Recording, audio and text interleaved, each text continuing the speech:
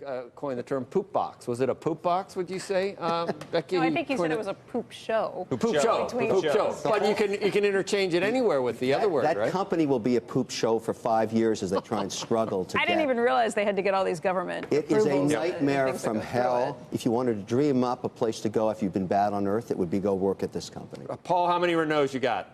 And how many are in the shop? You know, I don't have any, but I do remember back in the 1980s when, you know, Renault was in America through its, ownership of American Motors. They made a car called the Renault Alliance. That's what I had. Which was nicknamed in Detroit the Renault Appliance, by the way. That's what I had. It was a white one. It looked like a white box. It was. American Motors and Renault were kind of that partnership made in heaven or hell or something. Maybe you could put it with one of those Pacers or a Gremlin. Oh, my God. I'm dating myself, Paul. What do you think, though, overall? Is this good for the world if these two companies sort of, I guess they're going to be able to rationalize operations or something, right? Well, to a certain extent. I mean, obviously, the issues that Kevin raised with the unions and with the governments are going to be there, but there's other things they can start with, like purchasing and that sort of thing. I think actually one big important point here, this is a real coup for John Elkann, who's the young heir to the Agnelli fortune, who really controls one of the world's great industrial fortunes. John took over custodianship of the family fortune in his 20s. He's still now only in his 40s. He's a thoughtful guy, and I think he's looking out and saying, gee, there's technologic challenges, there's political challenges, there's trade challenges to being in the car business. And ultimately, this probably sets the stage for the Agnellis to reduce or even end their involvement over time in the automobile business. If you're going to own 15% of a multinational company, that's much easier to exit or wind down your position than if you're the major shareholder of Fiat, an Italian industrial icon. So I think John Elkann has proved himself to be an adept custodian of the Agnelli fortune, and this is really another important move for him in managing that fortune. That's a good point. Right. Hey, Paul, what are the chances that you think that this transaction ultimately gets approved?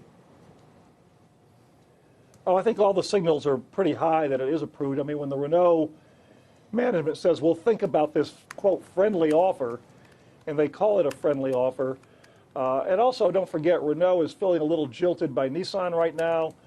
So, it's a little bit of revenge, if you will, on Nissan. Well, you don't like us, we got another girlfriend over here. Speak to though that alliance, or what's now a complicated alliance, clearly, and how you think Nissan is going to ultimately react to all of this. To some degree, we were talking earlier, it dilutes down the French government, which was always a big issue for Nissan, but at the same time, it's going to dilute down Nissan's overall influence in the larger alliance. Yeah, I think this could go a lot of different ways, to be honest with you. I don't think Nissan really minds being diluted in its ownership and involvement with Renault, frankly. It's not really a good situation right now. This alliance did produce some real benefits over time, but the feelings aren't very good on either side right now.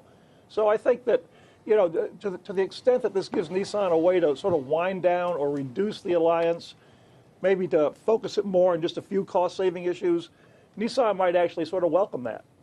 Mike? I mean, it's the kind of deal where everything Kevin says is the reason you would never start a car company today, and you would never actually put fresh capital into it. But if you're in it and you have huge scale, even greater scale matters. The way that the global auto stocks are valued right now, it's not just like, hey, we may be past peak cycle. It may be the last cycle of the sort we knew before. How do you get around the problem? They're making a utility, a box of four wheels for tons. Scale is the way you try to do it. And look, I mean, it's funny, though, because we do have these residual kind of opinions and biases about the brands and about the quality. Cars might be the product we use every day that have gotten better more than any other in the last 30 years in terms of reliability.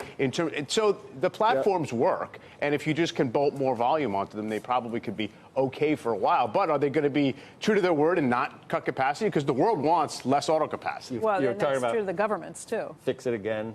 Tony? Is that all of that? Yeah, found on the road dead. If you want to go back far enough. I know. I didn't want to say, Santoli. I'm not saying anything about it. I love Italy. I got it. Hey, Paul, Salvini, speaking of Italy, I mean, there may not be all these cross-border deals. What if all the borders come back?